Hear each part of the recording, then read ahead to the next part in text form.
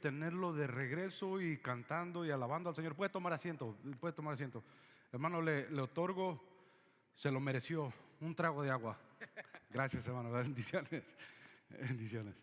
Es un honor, un privilegio tener a nuestro hermano cantando y regresando de nuevo. Están en unos planes para seguir ayudando a crecer el ministerio de la música, de la alabanza, glorificar a nuestro Señor y caminar hacia adelante sirviéndole a Él. Tenemos el privilegio de tener varias familias aquí que se dedican a la música, que nos ayudan en ciertos aspectos.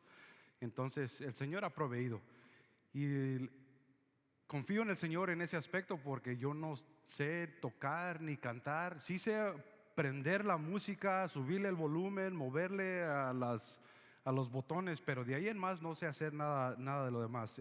Sí le canto al Señor, pero allá atrás donde no me escuchen, porque si no se distrae la gente, se distraen los que están enfrente de mí y eso no está, no está bien. El día de hoy continuamos con nuestra serie en Primera de Pedro capítulo 3 del 13 al 17, y vamos a seguir viendo el comportamiento y la actitud de los cristianos, cómo nos debemos de portar en frente de la gente. Y llega a un nivel, a la cúspide de nuestra actitud, de nuestro comportamiento, y cómo la gente nos está observando a todo momento. Pero el Señor nos guía a través de las dificultades, del sufrimiento, y que cómo nos debemos de mirar ante la gente. Antes de empezar, esta semana fue de mucha emoción para mí. Fui a pescar varios días. Estuve yendo a pescar salmón, sockeye, que me encanta la pesca. Me encanta ir con ciertos amigos que tienen barco. Yo no tengo barco grande para entrar al lago de Wenatchee, pero siempre les estoy buscando, hablando, texteando a los que tienen barco para que me den una chancita de subir al barco y sacar un salmón, que se siente la pelea diferente. Y es una ciencia, poder saber pescar, los ganchos, a qué profundidad, el tiempo, si está nublado o hay sol o hay muchas olas, qué de recio va el barco, porque se va moviendo para que la carnada la agite a los pescados y quieran atacarla. ¿A qué día, a qué hora del día puede uno estar pescando para tener un buen resultado? Y en el lago de Wenatchee hay algo muy especial, no especial, pero uno tiene que saber cómo aventar el barco y cómo llegar a este lugar y dónde pescar, dónde está toda la manada de pescados que andan para arriba y para abajo. Ahí en el lago aprendí muy, muy rápido que uno tiene que saber la dirección que tomar para llegar al lugar adecuado. Y no porque esté donde estén los pescados y tener un buen resultado, sino que al salir, no sé si han ido al lago de Wenatchee. El lago de Wenatchee tiene un lugar familiar donde los niños pueden nadar y pueden acampar. Y en ese tiempo, en el agua no se ven el tamaño de piedras que existen bajo la superficie del agua. Y yo estaba confiado de que todo estaba bien, pero el que iba manejando el barco, el dueño del barco, el capitán, me explicó que uno tiene que saber exactamente la dirección en que tomar para no pegar con la hélice del barco en las piedras que están bajo la superficie del agua.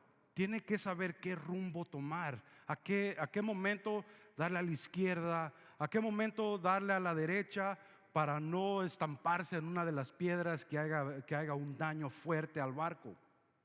Mire, en nuestra vida como cristianos, como creyentes, tenemos problemas, sufrimientos, dolores bajo la superficie de nuestro caminar. A veces no las vemos, están escondidas. Y para nosotros es de beneficio tener una dirección y saber cómo caminar de acuerdo para no toparnos con problemas. Y Pedro nos da instrucciones en qué dirección caminar para no toparnos con esas cosas, con esos sufrimientos, problemas, dolores. Pero hay veces que uno no se puede escapar de las situaciones difíciles. Y aún ahí, Pedro nos da instrucciones de qué hacer durante ese tiempo. Eso es el aprendizaje de hoy. ¿Qué hacer durante el tiempo de dificultad? Y acuérdense, estamos hablando de nuestro comportamiento.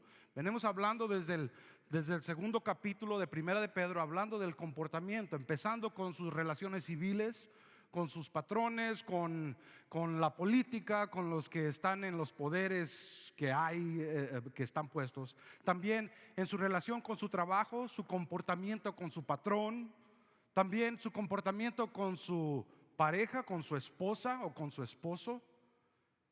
Después el hombre, su comportamiento hacia la esposa. Y ahora, cuando todo está bien, cuando usted está haciendo todo lo que Pedro le está diciendo y viene el sufrimiento hacia usted, si usted tiene un compromiso con Jesús, ha aceptado a Cristo como su único y suficiente Salvador, las instrucciones son de que su comportamiento refleje quién es Él en su vida, para que los que no le conocen vengan a tener curiosidad y usted les pueda dar una explicación de la esperanza que tiene dentro. Esa es la explicación que nos da Pedro ahorita. Pero vamos a entrar al verso.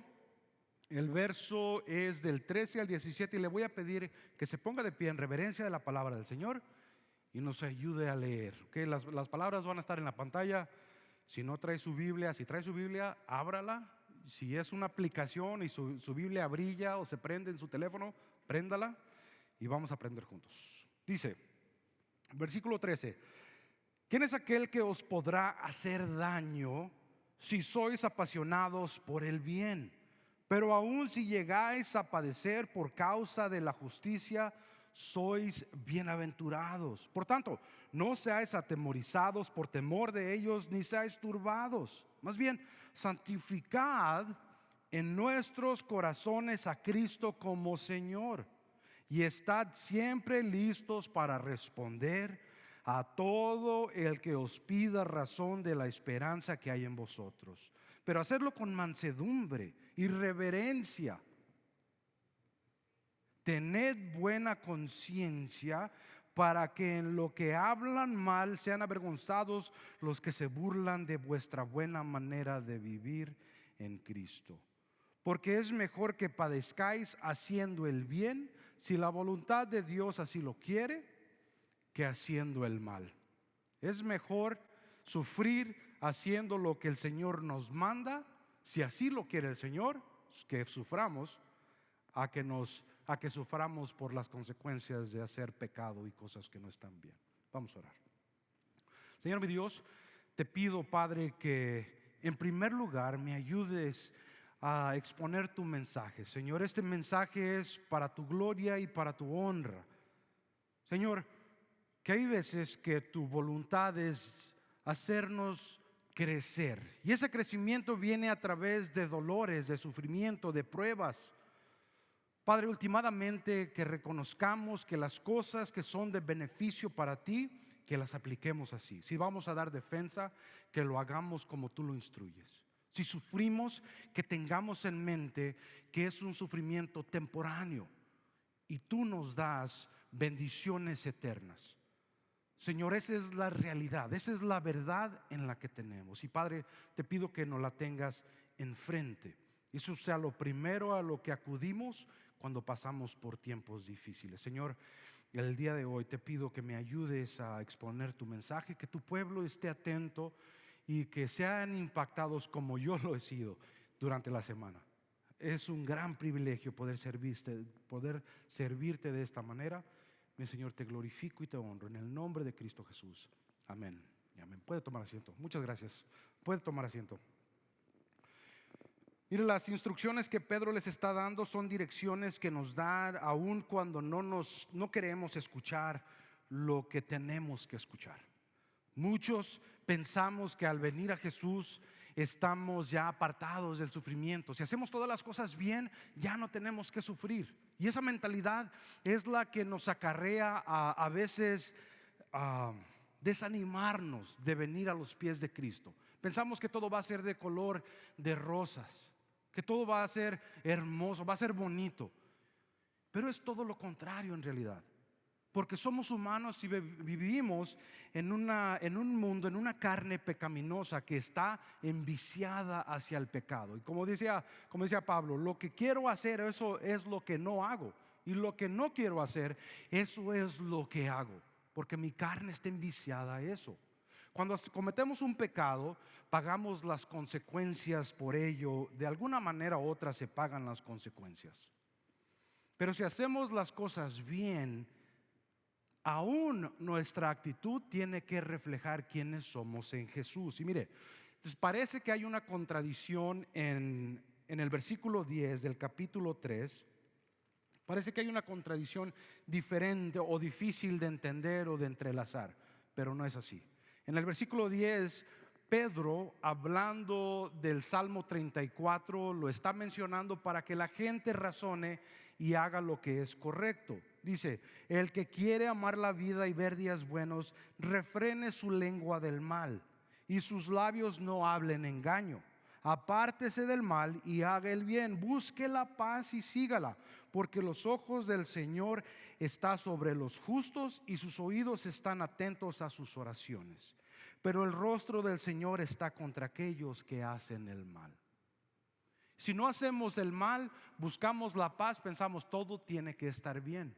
Y ahí es cuando caemos al sufrimiento y empezamos a preguntar: ¿por qué me sucede esto a mí? ¿No se ha preguntado eso antes? ¿Por qué a mí? ¿Por qué me sucede esto? ¿Por qué estoy yo en esta situación? ¿Por qué duelo yo de esta manera? Y eso es porque vivimos en una carne pecaminosa, en un mundo caído en realidad. No hay escapatoria de eso. Pedro les está diciendo que a pesar de que hagan el bien, pueden llegar al sufrimiento, pero aún cuando tenemos un compromiso con Dios, tenemos que mantener nuestro comportamiento que refleje a Cristo, a Jesús, para el beneficio de Él. Mire, lo que Pedro menciona en el versículo 10 es que Pedro en el Antiguo Testamento, los salmos eran literales y estaban anclados a la ley. Todo lo que hacían ellos era para un beneficio y estaba basado a obras. Si hacían las ofrendas adecuadamente, si se comportaban adecuadamente, todo les resultaba como debería de ser. Era una prescripción que estaba puesta por las leyes mosaicas para que los judíos se comportaran y fueran bendecidos en sus vidas. Todo apuntaba a la bendición, a la justicia. Mis acciones me llevaban a ser justo, a tener justicia. En el Nuevo Testamento no es así. En el Nuevo Testamento somos justos porque estamos en Cristo y por eso hacemos las obras de justicia. Por eso hacemos las obras que debemos de hacer, porque somos justos a los ojos del Señor. Hemos sido justificados por Jesús y por eso, por el agradecimiento, es que hacemos las obras que tenemos que hacer, que Pedro nos manda a que hagamos. Así es que el cristiano en aquel entonces, hablándole a los judíos, a los griegos que estaban transformando su forma de pensar en las 5 iglesias que les estaba hablando en el moderno Turquía, no sabían si los valores culturales y sociales del mundo romano, no sabían si iban a entrelazarse o si iba a tener que dejar su antigua manera de vivir. Estaban aprendiendo, estaban tratando de entender cuál era su rol, y Pedro les manda la carta para que empiecen a apartarse de la antigua manera de vivir. Ahora, acuérdense, en aquel entonces solamente por pensar de que una persona había creído en Jesús, en un hombre que había sido sentenciado, lo habían crucificado y lo habían enterrado, los estaban tomando como ingenuos a los cristianos, porque estaban creyendo en una persona que no tenía fortaleza, no tenía dinero, no tenía la posibilidad de bajarse de la cruz, de salvarse a sí mismo a los ojos del mundo natural. Eso ya estaba empezando a causar una conmoción entre la gente y eran acusados, eran hablados como ingenuos, como ignorantes. Les hablaban de maldades, insultos. Sus mismas familias los rechazaban, los criticaban. Y el sufrimiento iba a ser parte de una religión, de una fe de en ese momento en adelante.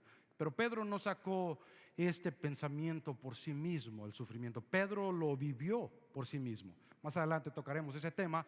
Usted conoce la vida de Pedro. Pedro sufrió por hacer el mal, pero después prefirió sufrir siendo justo, a pesar de que iba a ser fusilado, iba a ser martirizado por su elección. Dice en Mateo 5:10: bienaventurados los que son perseguidos por causa de la justicia, porque de ellos es el reino de los cielos. La instrucción para aquí es: no tema la oposición, especialmente para su fe, y manténgase fiel a Jesús. Manténgase fiel a Él a pesar de lo que venga hacia usted. Y lo que Pedro estaba mencionando, estaba haciendo una referencia a Isaías 8 del 12 al 13, hablando de la persecución. Dice: ¿quién es aquel que os podrá hacer daño si sois apasionados por el bien? Pero aún si llegáis a padecer por causa de la justicia, sois bienaventurados. Por tanto, no seáis atemorizados por el temor de ellos, ni seas turbados. Esa frase estaba haciendo una referencia al Antiguo Testamento en Isaías, que lo conocían muy bien. Estaba haciendo una referencia conectando el sufrimiento y su postura a pesar de las dificultades que puedan venir a su vida. En el versículo 12 y 13 de Isaías 8 dice: no llamen conspiración a todo lo que este pueblo llama conspiración. No teman lo que ellos temen, ni se aterroricen. Al Señor de los ejércitos, a Él trátenlo como santo. Y si Él es el temor de ustedes, y si Él es el temblor de ustedes, entonces Él será vuestro santuario. Estaba hablando en esa frase, estaba haciendo una conexión de sufrimiento y temor del Antiguo Testamento a sufrimiento y temor que estaba sucediendo por las persecuciones, porque lo llamaban al cristianismo una secta. En el Antiguo Testamento la referencia que hace es que el reino de Jerusalén o Israel se había dividido en dos reinos, en el norte y en el sur. El norte era Israel y el sur era Judá. Y Judá es donde estaba la ciudad de Jerusalén. Durante este tiempo los sirios y los sirios y Israel se habían unido para atacar a Jerusalén y a quitar al rey Acaz. Y los que estaban en el sur estaban atemorizados por lo que iba a suceder. Tenían mucho miedo por lo que estaba a punto de suceder. Los estaban a punto de atacar. Y el profeta les dice: al Señor de los ejércitos, a Él trátelo como santo. Y si Él es temor de ustedes, y si Él es temblor de ustedes, Él será su santuario. Así es que diciéndoles: no teman, aunque estén en medio de dificultades, aunque estén en medio de dolores, aunque estén en medio de cosas difíciles que no se puedan superar, y cuando es fácil de dejar su corazón y su mente y entregarlos y estar por los suelos, no temas a las conspiraciones, a las amenazas, a los dolores, porque Dios es nuestro refugio, Dios es nuestro santuario. ¿Quién estará con nosotros? ¿Quién les podrá hacer daño? ¿Quién en realidad? Si estamos con el Señor, ¿quién nos podrá hacer daño?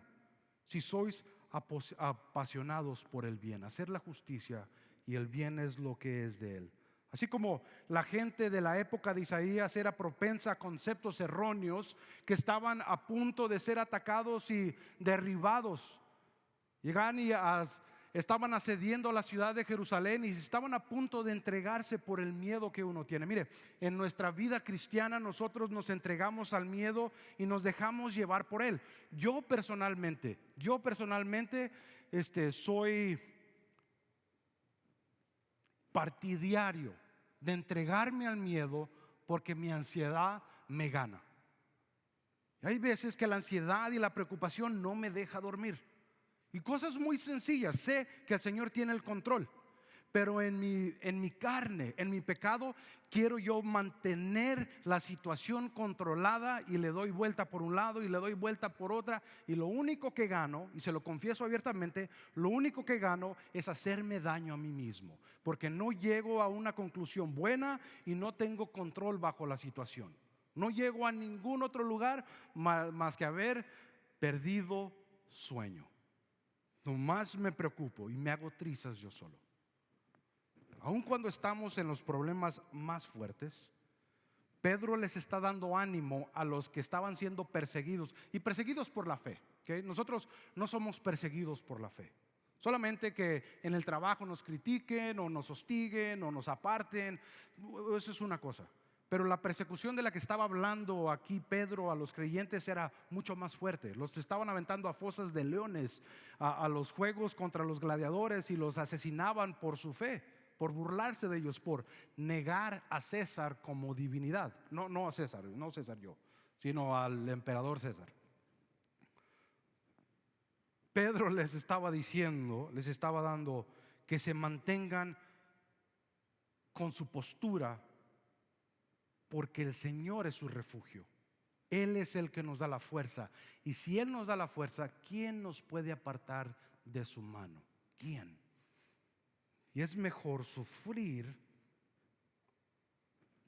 por hacer el bien que por hacer las cosas que no están bien. En 1999 está un hombre, un misionero llamado Graham Staines. Él y sus dos niños eran misioneros en las junglas, en las afueras de una de las ciudades de la India. En la India hay una persecución fuerte contra los cristianos por su forma de pensar. Tienen miles de dioses, literalmente miles de dioses. Hay un Dios para todo, pero al Dios que no conocen, a ese lo rechazan, porque cambia su forma de pensar. Y en el 99 unos militantes religiosos llegaron a atacar al jeep donde estaba dormido el misionero y sus dos hijos, y le prendieron fuego. Y a él y a sus dos niños los quemaron vivos, solamente por la fe, porque lo que estaban haciendo en ese campamento es hablarles de la palabra del Señor a los que habitaban en ese campamento, en ese pueblo. Cuando abrieron las puertas y el humo y todo ya se apagó, todo, lo único que quedó el carbón, hallaron al señor Graham y a sus dos niños, y los tenía abrazados fuertes, muriendo por la causa de Jesús. No peleó, no batalló. Él se daba cuenta, y al estar solo con sus dos niños en la India, tenía mucha fe en la palabra del Señor y en las promesas que nos da para el futuro. En realidad, nosotros quizá nunca lleguemos a sufrir de esa manera, y no sabemos. A lo mejor el mundo da una vuelta y empecemos a ser perseguidos como lo fueron en el primer siglo. No sabemos. Estamos en una época donde los cristianos más y más son vilificados. Nos ven como villanos, nos ven más mal por nuestra forma de pensar.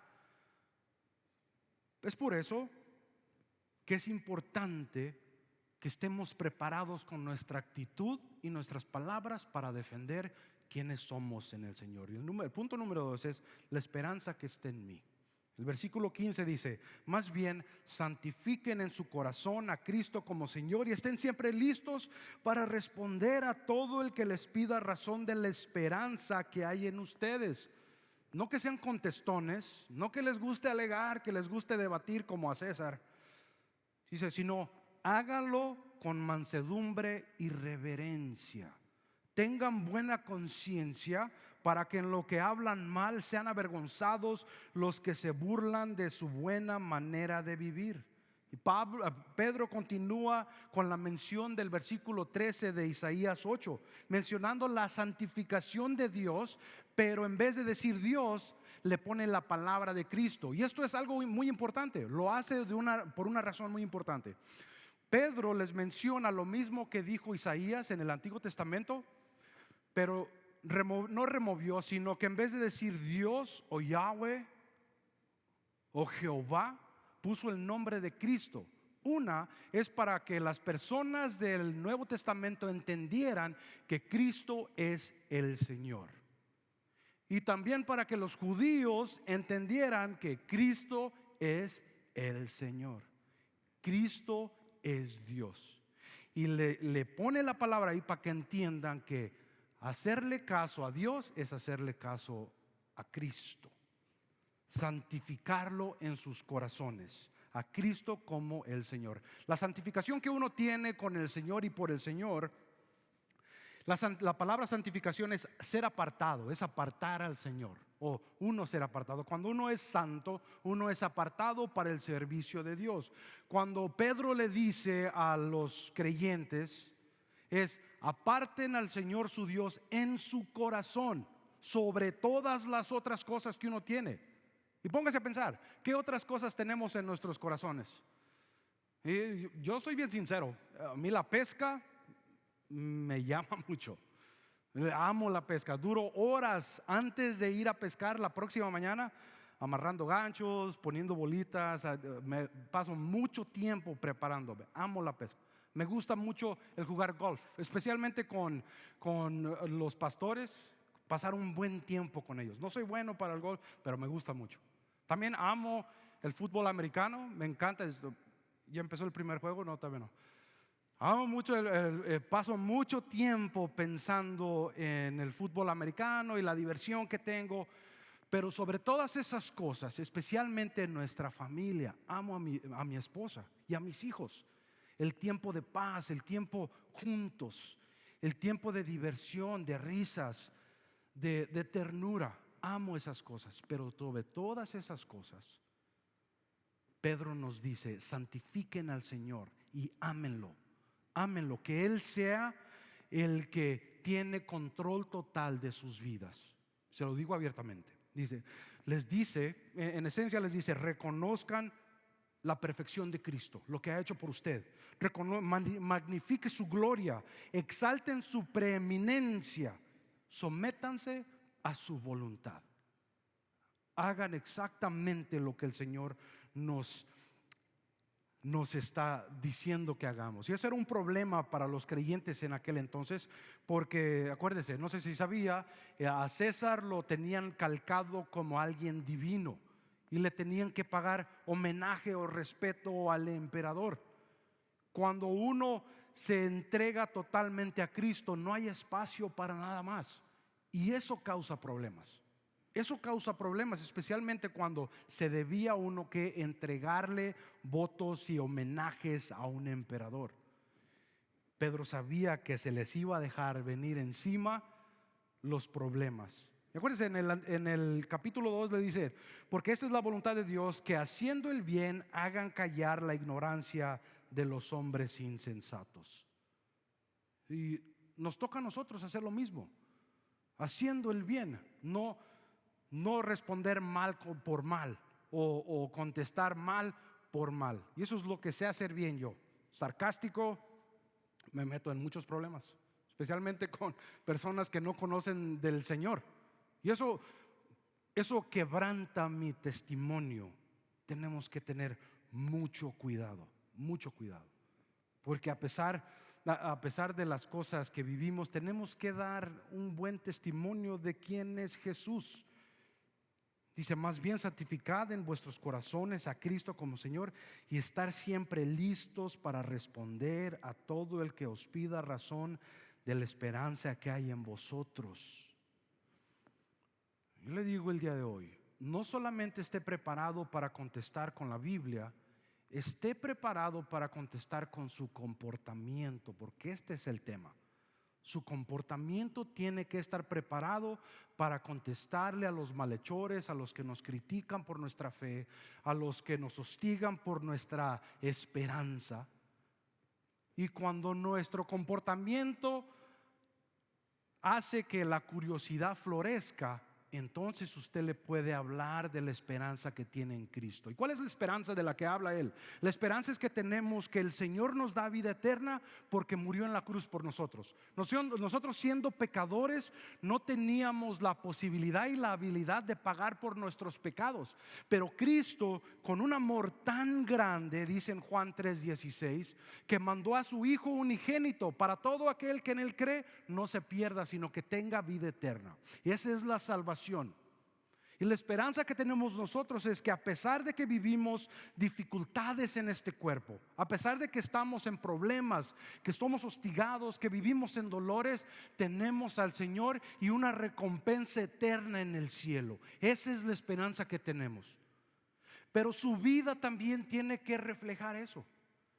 Si nos accedemos a lo que es el mismo mundo y nuestro comportamiento no se aparta en ningún aspecto, necesitamos hacer una reflexión. Tenemos que reflejar con nuestra misma manera de vivir, porque eso también va a ser traído a cuentas. Si su respuesta es áspera y dura, su comportamiento es duro y no se aparta del resto del mundo, usted no está reflejando a quién es Jesús, y Él es nuestro ejemplo. Póngase a pensar, ¿cómo es su comportamiento hacia los demás? ¿En qué forma hemos fallado? ¿En qué forma hemos caído y tenemos que mejorar para reflejar mejor a nuestro Señor Jesucristo?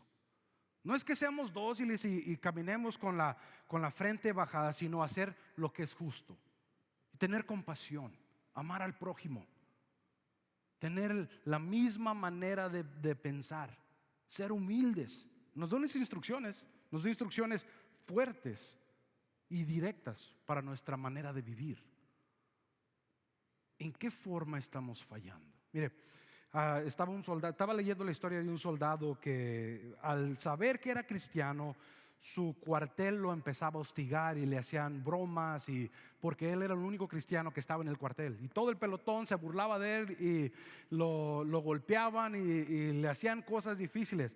Por la noche todos los soldados le aventaban sus botas sucias llenas de lodo, a lo que él respondía siempre les limpiaba las botas y sabía qué bota era de quién. Se las limpiaba a todos y les regresaba las botas en la cama de cada soldado en todo el cuartel. Noche tras noche le aventaban las botas de ropa sucia, y lo que hacía, él llegaba y les boleaba las botas y les regresaba sus botas al lugar adecuado. Y uno puede contestar con dificultades, y yo me puedo imaginar mil cosas en cómo salirme con las mías o pagar mal por mal. Pude haber pensado mil cosas, pero esa acción trajo a varios al Señor. Su comportamiento, su forma de contestar dio un testimonio para el beneficio de Cristo. ¿Cuál es nuestro testimonio? ¿Cuál es nuestro comportamiento? ¿Qué es lo que hacemos hacia el mundo que nos están observando? Un señor estaba haciendo una cerca, y el señor día tras día duró 3 días haciendo una cerca, y todos los días un vecino, un niño se asomaba por la cerca para estarlo observando, y era un pastor, y el señor era un pastor, y el pastor era yo. El niño le estaba diciendo, le decía: oye, ¿qué estás haciendo? ¿Qué estás haciendo? Ay, estoy haciendo una cerca. Ok. Día tras día, ¿quieres venir a ayudarme? No, está bien. Y llegaba y me observaba y estaba viendo y me veía. Decía: pero ¿qué te puedo ayudar? ¿Quieres algún tip de cómo usar un taladro? Le dice: no, quiero ver qué es lo que dice un pastor cuando se pega en el dedo con un martillo. Y estaba observando todo el rato para ver qué es lo que dolía. Estamos siendo observados durante todo ese tiempo. Es importante tener un buen testimonio porque la gente nos está viendo. Y más todavía si está uno mal encarado y con cara de pocos amigos, nos duele mucho. Tenemos que tener mucho cuidado en nuestro comportamiento. Y por último, ¿qué es mejor? ¿Qué es mejor? El sufrimiento es asumido. ¿Qué es mejor? ¿Sufrir por hacer el bien o sufrir por las consecuencias de su pecado. Pedro les explica en el versículo 17: porque es mejor que padezcáis haciendo el bien, si la voluntad de Dios así lo quiere, que haciendo el mal. Este dicho era muy conocido durante ese tiempo porque había mucha filosofía griega, y Platón, uno de los filósofos más reconocidos de ese entonces, había escrito un dicho y todos lo conocían. Decía: actuar injustamente es peor, porque es más vergonzoso que ser tratado injustamente. Es que Pedro analiza y asimila el mismo conocimiento de la literatura griega y les pone un entendimiento para su crecimiento en Dios, en Jesús. Lo que viene aquí es su forma de pensar, su actuar viene con bendición. Es mejor hacer el bien que ser castigado por hacer el mal, porque su bendición está en el cielo. Si usted es dañado, si usted es crucificado, si usted es hostigado, su bendición viene en el cielo. Su bendición es eterna. Y Pedro era uno de los que había hecho el mal y había sufrido por ello. ¿Se acuerda en el Nuevo Testamento cuando a Jesús lo llevan al tribunal? Lo llevan al tribunal y le dicen: y tú eras uno de ellos. ¿Qué le dijo Pedro? Lo negó 3 veces. Y al final de todo, dice la palabra del Señor que Pedro lloró amargamente. Pagó las consecuencias por haber hecho el mal. Pero después Pedro estuvo parado ante el mismo tribunal, ante los mismos judíos, ante los mismos que habían acusado a Jesús y lo habían crucificado, y se paró enfrente de ellos sabiendo que ese final quizá iba a ser uno que sufriera igual que a Jesús. En Hechos 4 del 10 al 12 dice: Pedro, levantándose ante el mismo tribunal que trató a Jesús, les dice: sea conocido a todos ustedes y a todo el pueblo de Israel que ha sido en el nombre de Jesucristo de Nazaret, a quien ustedes crucificaron y a quien Dios resucitó de entre los muertos. Por Jesús, este hombre está de pie sano en su presencia. Él es la piedra rechazada por ustedes los edificadores, la cual ha llegado a ser cabeza de ángulo. Y en ninguno otro hay salvación, porque no hay otro nombre debajo del cielo dado a los hombres en que podamos ser salvos. El mismo Pedro que lloró y negó a Jesús por haber hecho el mal, ahora prefería sufrir por hacer el bien y lo que es justo. Puso en prioridad la voluntad de Dios, resistió la tentación de hacer el mal, porque nosotros en esta sociedad lo que queremos hacer es preservarnos a nosotros mismos. Que no me dé vergüenza, eso me da miedo. ¿Qué dirá de mí? ¿Qué van a decir de mí si yo estoy en el Señor o vengo a la iglesia? ¿Qué van a decir de mí si yo le hablo de Cristo o hablo de la esperanza que tengo en mí? Pedro hizo todo lo opuesto. Vio las dificultades como oportunidades. Vio que se encontraba enfrente del tribunal y prefirió predicar la palabra del Señor. Les dijo: a este Jesús es el único nombre debajo del cielo en cual podemos tener salvación. Y también estaba buscando la recompensa eterna, sabiendo que pudo haber sido martirizado, iba a tener la salvación. Y por último, reflejó el carácter de Cristo, porque se paró en la verdad. ¿Cómo se para usted ante la verdad? ¿Qué es lo que hacemos ante las oposiciones o el dolor? Lo que hacemos es, ¿qué hace usted? Lo que hacemos a veces es preservarnos a nosotros mismos y orar para que todo salga mejor o bien, en vez de verlo como una oportunidad o representar a Dios. En vez de cuestionar, quizás es una oportunidad de crecimiento o darle honra a Jesús. Ahora le pregunto yo a usted: ¿cómo responde ante la oposición o el dolor usted? ¿Qué es lo que hace? ¿Cuál es su reacción? se derrumba usted mismo y empieza a preguntar qué está pasando, por qué me está pasando esto a mí. Reflexione sobre sus acciones cuando se enfrenta a retos o a oposición debido a su fe. Su respuesta, cómo usted responde, refleja a un espíritu apacible y respetuoso, como nos lo menciona en el versículo 15, o hacemos lo que la carne primero llegue a nosotros. ¿Qué es lo que? ¡Bum! A contestar, a golpear, a responder. También, ¿cuál es su enfoque principal para defender su fe? ¿Cómo está preparado usted para defender lo que el Señor le ha mandado hacer? ¿Estudia su palabra, su comportamiento hace lo adecuado? ¿O solamente camina por la vida esperando que todos los demás hagan ese trabajo? O quizás le gusta hacer debates y argumentos y ponerse al tú por tú y decir, tú eres pecaminoso y te vas a ir al infierno. Eso no gana nadie. Quizás pudo haber ganado la legata, pero la persona jamás le va a confiar de nuevo. Tenga mucho cuidado.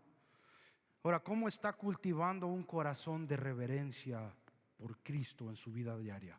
Para que esté preparado cuando lleguen problemas hacia usted. Le voy a decir por último, cuando nosotros somos débiles en nuestra fe y llegan problemas hacia nosotros, esos mismos problemas nos derrumban, porque el problema es más fuerte que su conocimiento y su posición en Jesús. Para combatir eso, le ruego que refuerce su fe, que se meta a la palabra y agarre fuerzas de él, para que cualquier problema que venga hacia usted no lo vaya ni mover, acordándose que no hay nada que nos pueda condenar si estamos en Cristo Jesús. Le ruego que haga reflexión en eso. No sé dónde está su posición, o si usted no tenga la habilidad de tener esa clase de fortaleza. Si está cansado de tener problemas y no tener fortaleza o no tener confianza, le ruego que deposite todo eso en el Señor, para que de Él, que es una fuerza eterna, usted pueda sobresalir los problemas que llegan hacia usted. Vamos a orar.